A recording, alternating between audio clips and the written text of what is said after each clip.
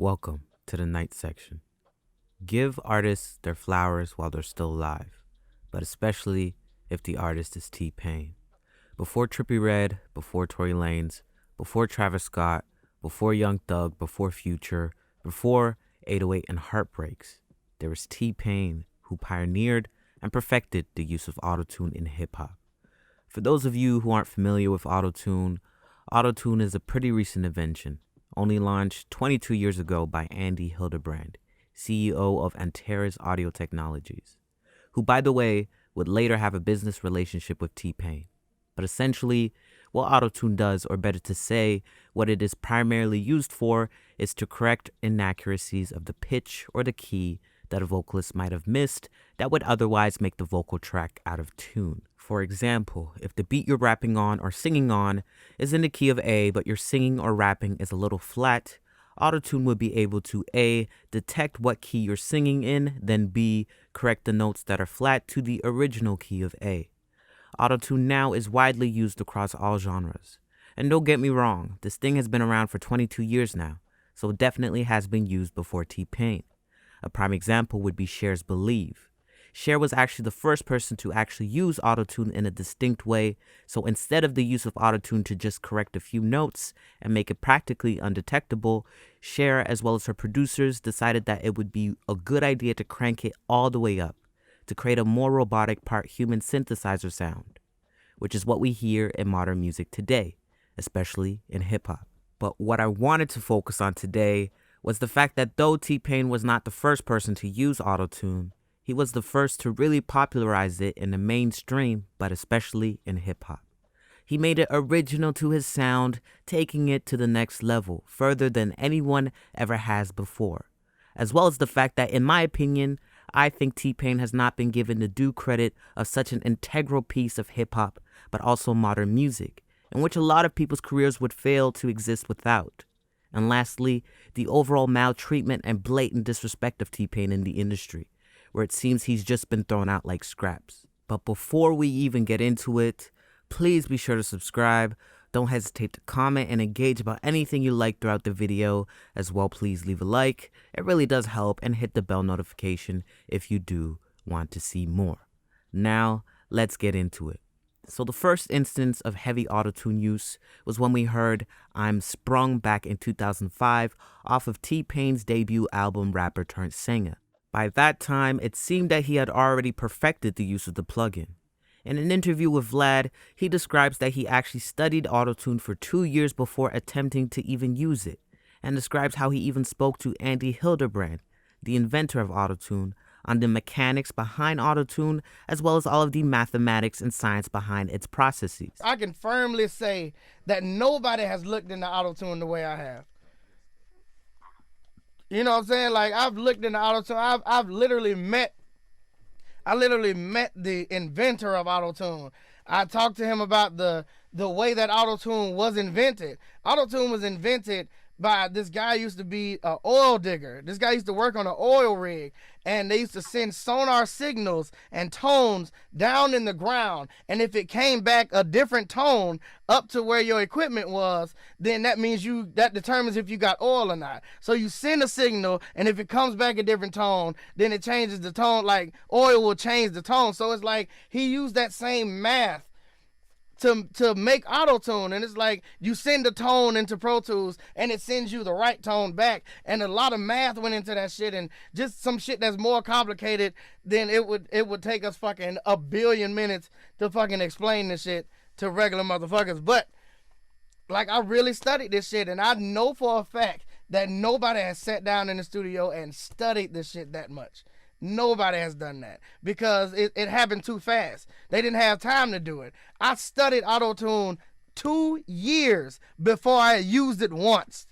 When we talk about T-Pain and Autotune, it's really like we're talking about fish and water. He was that good, and still is, to the point that his singing voice would eventually become indistinguishable between his own natural vocals and his vocals with the use of Autotune. So what sparked this idea in T-Pain, you might ask? Well, T-Pain originally decided to use Autotune to simply just distinguish himself from everyone else, and actually got the inspiration to use Autotune from Jennifer Lopez's If You Had My Love, the Dark Child remix, where you can actually hear her voice with excess autotune, but only for a split second. This sparked the idea for T-Pain to modulate his voice in the same way. But unlike Jennifer Lopez, T-Pain would intentionally bring an entirely new wave to the game. As with anything else, naturally it wouldn't be too long until people would want to start to imitate. It's only life's natural progression for people to want to adopt someone else's genius. The only problem would be that now it was hijacked rather than used as inspiration. Many artists in the late 2000s started to hop on the bandwagon, seeing that T-Pain's style was taking over the airwaves. Of course, they all wanted in, so the floodgates opened and they all started using heavy autotune. Practically every artist, but without paying their dues or even crediting T-Pain for his influence. So put yourself in T-Pain's shoes for a second. Imagine honing and crafting a style for 2 years, going to the lengths to understand the very science and fabric of autotune, wanting to do it justice, just for people 2 months later to bite your entire style without having put in the work, research, or even give credit to the inspiration, to not only do a half-assed job, but to repackage it as if it was their own idea. Something that was well-intentioned and used as an enhancer now became a gimmick. Eventually, T-Pain himself would get lost in translation, and people would entirely forget that there was actual talent behind the autotune. I mean, the only reason why he kept using the autotune was because that's what was selling at the time. People ask me, why did I ever use autotune? And, cover up my voice with it. And like I said, it was just to set me apart. But on my first album, there was minimal autotune. Like, I didn't use autotune a lot on my first album. I'm in Love with a Stripper. That was barely had any, right? It was right. It was just on the breakdowns. So, you know what I'm saying? So, and people didn't notice. Nobody had any idea. They just was so used to hearing me with autotune. It was just like, I guess that's still there. I guess that's just what it sounds like. But the fact that I kept using it and things like that, people got weird about it. But I'm like, my first album didn't have that much autotune on it. My second album was full of autotune. Right. Second album went double platinum. Right. First album still sitting at gold. I'm probably gonna keep doing this one. Out of the many artists at that time using the new cool style of heavy autotune, there was one artist that we've seen partly give credit to T-Pain, if that. And I say partly because I haven't heard him publicly talk about this, but this artist was Kanye West. And that's because the entire premise of the monumental album 808 and Heartbreaks that would shift hip-hop culture was actually inspired by T-Pain's rapper turned singer. I haven't heard many people talk about this, but it's true. Kanye wanted to make another rapper turned singer. And knowing present-day Kanye, it's not that unfathomable to believe that he wanted to bring his own twist into the sound that T-Pain pioneered back then. Kanye, even at that time, was known for reinventing the sounds of hip-hop, which included a lot of old samples in ways we've never heard before, coming from a producer to an artist. According to T-Pain, Kanye studied rapper turned singer and realized that the album was essentially a bunch of love songs with heavy bass in them. This is the formula that Kanye wanted to emulate into his own interpretation. The love songs he heard would later become Heartbreaks, and a heavy bass would later become 808s. But in order for this to even manifest to what we know as one of the greatest albums of all time, he had the originator, T-Pain himself, to work on the album with him. T-Pain, speaking to Billboard back in 2015, says, quote, "I would say as recent as Kanye's 808s and Heartbreaks, which was a direct copy of rapper turned singer. I'm not just being a blank, saying that ish sounds a lot like mine. Like literally Kanye told me that he listened to rapper turned singer and he made 808s and Heartbreaks. He even brought me in to make it sound more like rapper turned singer. Something that I did was directly copied, got so many awards, that's evidence right there. Rapper turned singer is still relevant because the sound is still prevalent in the whole industry. It's never gonna stop." It's unfortunate, however, that T-Pain revealed that while he was helping form the album, Kanye actually wrote a diss track aimed at him and had everyone at the studio echo the sentiments in unison and harmonically, which in my opinion is odd considering that T-Pain was there to shed his own knowledge as a consultant to benefit him. Apparently, the song was basically describing how his song ideas were whack, and some people may regard this as humor, but this you could basically say describes the entire industry's attitude towards T-Pain, using his style then calling him whack in the same breath. There was many times when I was working on 808s and Heartbreaks with him, he came up with this song for me. And it wasn't a good song. It was basically describing how whack my ideas was that I was coming up with. And he made everybody in the studio join in with him to sing the song, like, T-Pain shit is weak. Like, it was real, like, it was actually pretty lyrical. I actually thought he should have put that on the record at some point. But, you know, it would have been a diss record, so I thought that was pretty fucked up. But, I mean, it was fun until that song started happening. I personally don't understand it, but what's really insane is the double standard. T-Pain's debut album was so slept on and was shunned by a lot of outlets and so-called music connoisseurs. He was heavily critiqued and even borderline slandered for his use of Autotune. But then a couple years later, when 808s and Heartbreaks drops, it's the best thing since sliced bread. And obviously, I'm not discrediting Kanye. 808s and Heartbreaks is a phenomenal album, and honestly one of my favorite projects of all time. But it would be tone deaf of me not to acknowledge this. Let's call it a discrepancy. This just goes to show that when they say the original inventors are never as praised or given as much credit, it's true. It's like T-Pain was the Chuck Berry of Autotune, and then Kanye was the Elvis. It seems that after 808s and Heartbreaks, everything went downhill for T-Pain. Not only was Kanye being praised for a sound that T-Pain was being slandered for, a year later Jay-Z dropped DOA, Death of Autotune, his first single off of Blueprint 3. Even though this wasn't intended to be a shot directly at T-Pain, more so a shot towards everybody that's not T-Pain, where Jay-Z says, quote, "Get back to rap, you T-Paining too much." T-Pain still took all the hits, no pun intended. If you guys recall, that song was huge, and at first, T-Pain did take it as an insult from Jay, but later, after really listening to the lyrics, he realized it wasn't directed at him, it was directed at the people abusing the style. But of course, for a while, T-Pain was parading as anti-Jay-Z due to the fact that he thought it was a personal attack. We got Jay-Z in the building. Jay-Z, how are you? Fantastic. All right, so Cypher set it up already. Apparently, T-Pain was going off on you in a club, and Fab was there. Your boy was there. And he was talking about FJZ, he's old. I guess it has something to do with DOA, being that that's what T-Pain bases his career off of. So how do you respond to T-Pain saying all this stuff, going off at the mouth in the club in Vegas? I hope he had a good time, you know.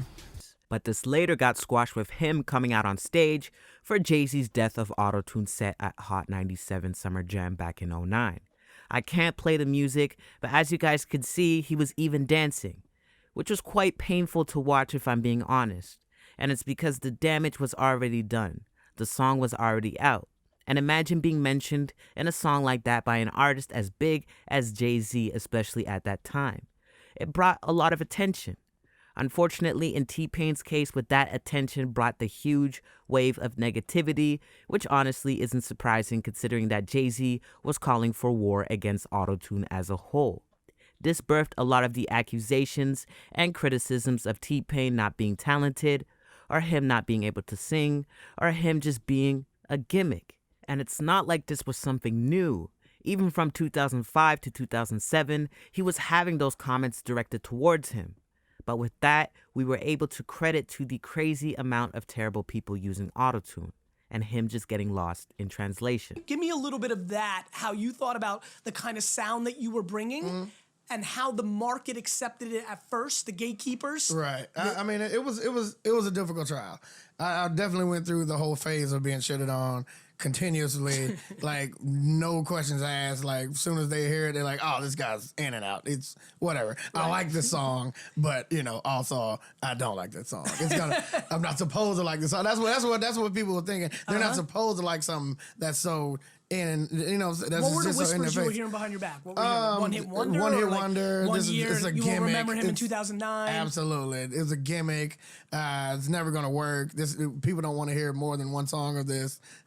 So yeah. And I heard this from celebrities, like from people that was already famous. Like who? I can't. Okay. But after DOA dropped, the hate was amplified by 1,000. Whether it was coming from hip-hop purists and fans alike, even people in the music industry who would eventually turn on him. And that's a whole subject on its own that I will briefly get into. DOA marked the decline of T-Pain. Apparently, people just completely forgot that T-Pain actually had talent and was just using Autotune to stand out at a time when no one was using it. It was a double-edged sword, with both the song DOA and the use of Autotune by T-Pain in general. For T-Pain, on one hand, a lot more publicity, but on the other, he was a martyr for the very trend that he started. I guess people were tired of hearing Autotune on radios, and think back to the late 2000s. This was the Black Eyed Peas, will.i.am, and CHER era, who were butchering and abusing Autotune. It's just unfortunate that it fell back on him. Over time, the hate got to T-Pain. It really came down on him hard mentally. And if the Kanye and Jay situation wasn't enough to put the nail in the coffin, at the beginning of the 2010s, I'm actually surprised T-Pain didn't drop dead entirely. At that time, an artist that we all know now by the name of Future came on to the scene. And if you know Future, you know that he uses Autotune crazy. Back then, he became the fresh sound and face of Autotune. This was around the time that T-Pain really fell back on music period, but especially with the Autotune. After death of Autotune again, he was steady on a decline. T-Pain was completely defeated, not to mention the flop in album sales of his fourth album, Revolver, back in 2011. So side note here, some people argue that he should have never tried to amend things with Jay-Z and embrace that song by getting on stage with him because so many other people were also doing Autotune at that time. I think him embracing it might have validated the song. He could have stood by his stance of being for Autotune. Because if we're being honest, Jay-Z sounded like a bitter old head trying to dictate what should be deemed as good when he was in his late 30s and T-Pain was still in his 20s at that time. Then again, it's Jay-Z we're talking about, so it really would have been hard to do the latter considering his level of influence in the industry. But to get back to Future, Future came in with a whole new wave in the early 2010s, coming onto the scene with his first monstrous single, Tony Montana, back in 2011.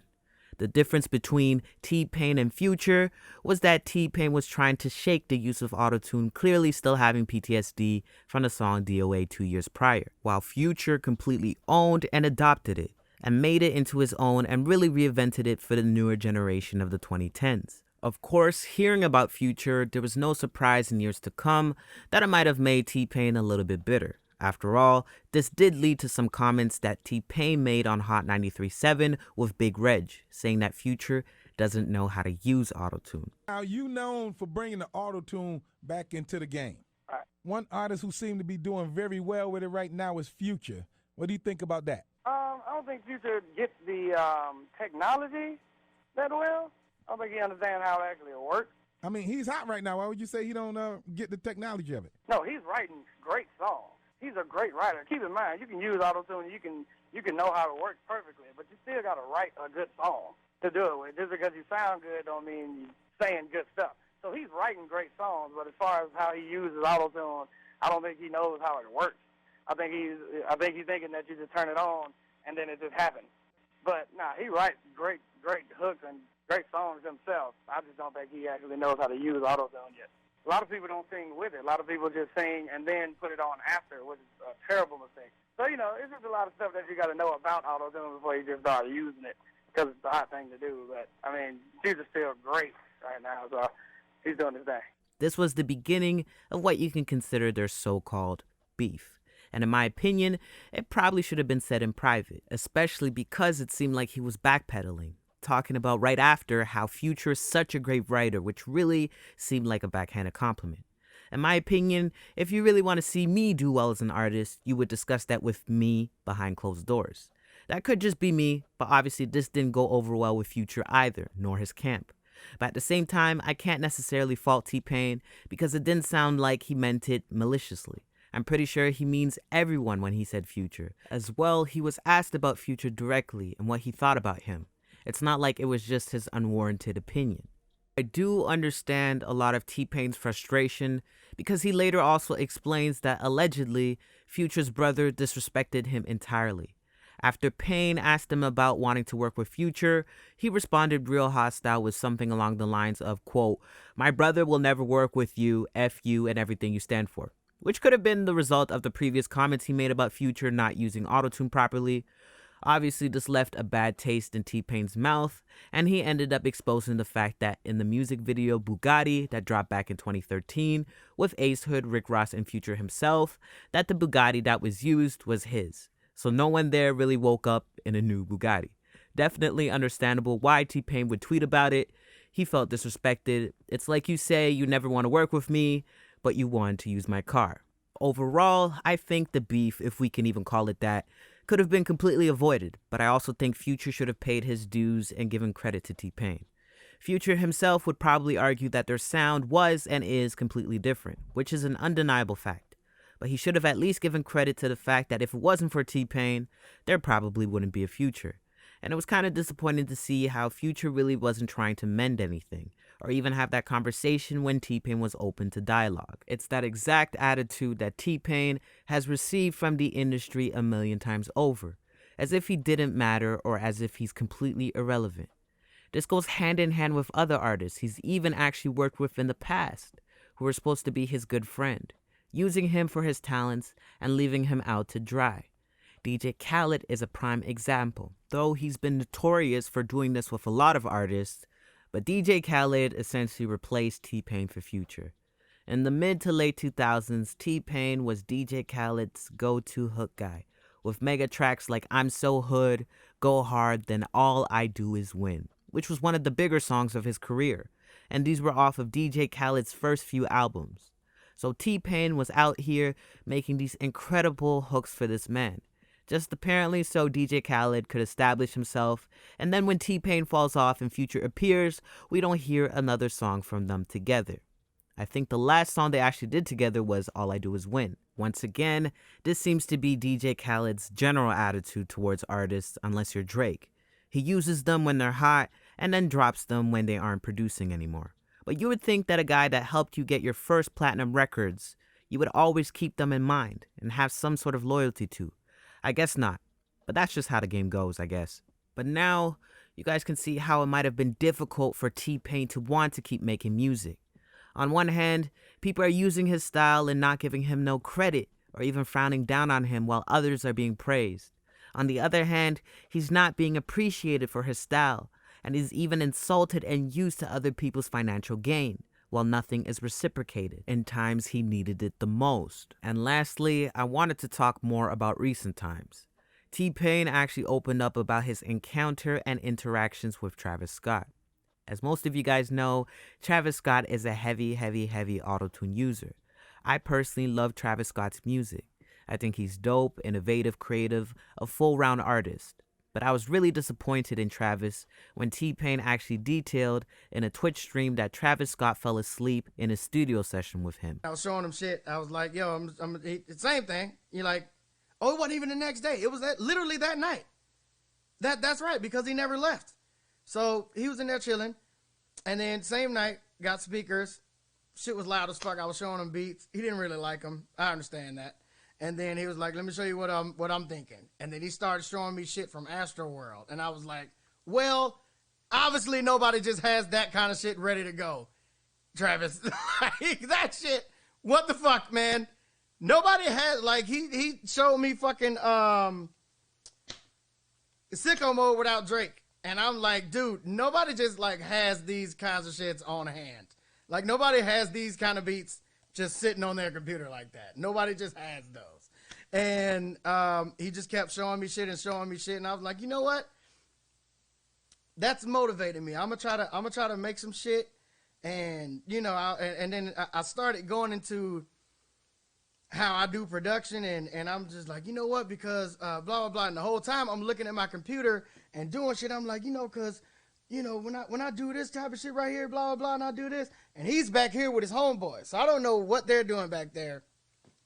And I'm like, bro, so, okay, cool. So you want these kind of sounds? I'm going to put this over here, and I'm going to do this. And I'm just moving my mouse around on my computer, and then I turn around, and I'm like, so I'm going to...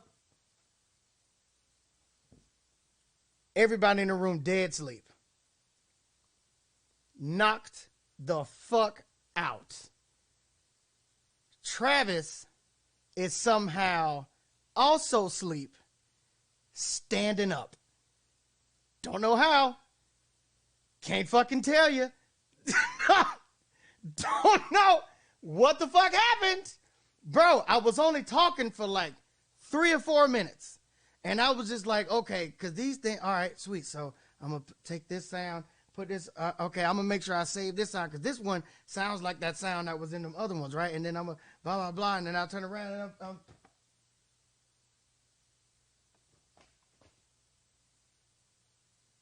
right, well, I guess I'm gonna just keep doing what I'm doing, man. And I didn't want to wake anybody up. I thought it was more rude to wake them up than it was rude for them falling asleep on what I was saying. Then Travis decided to ghost T-Pain on the subsequent agreed upon studio sessions. Not to mention T-Pain having ordered and paid extra for speakers specifically ordered for Travis because he was complaining that the speakers were too quiet in their first quote-unquote session. Again, this is just artists forgetting where they come from, and it's very disappointing to be so disrespectful to one, an artist that is actually taking their own time out to work with you, and two, someone who helped pave the way for you so you can even exist in the mainstream. When I first heard about the situation, it made me really angry because at least for me, I was raised on respect. I don't understand how anybody can be right within themselves to just ghost someone, especially T-Pain. If maybe he wasn't feeling the beats T-Pain was playing, cool, he could have said that. But to just completely ghost, I don't know, that's just next level and unfathomable to me. Considering Travis Scott is an artist who would literally not even have a shot at music if it wasn't for Autotune. Other than beats, of course. So to end this video off, I just wanted to say this wasn't to invoke pity or make you guys feel like T-Pain is a victim. This video was more so to show you guys that we need to do better to the people that give to the culture. We destroy the artists that give and give, someone like T-Pain who seems to have the greatest of intentions. Though he may have played a role in some of the actions towards him, like the Future situation, in which I still don't think T-Pain deserved that type of disrespect. I mean, would Future have brushed off at Jay-Z like that? Would Travis just have ghosted Jay-Z like that? That's a hard no, and I can say that with almost certainty. And it's crazy because we can arguably say that T-Pain is just as influential if we really think about it. In 2020, everyone in the world uses Autotune, including your neighbor who's a wannabe rapper. And it's only because T-Pain showed us how to properly use it. He made it cool, and he was the first to really run with it and use it as part of his act. T-Pain deserves more respect regardless. I don't want it to be another case where an artist passes away and doesn't get acknowledged. Let's give T-Pain his flowers today, moving forward. Night section.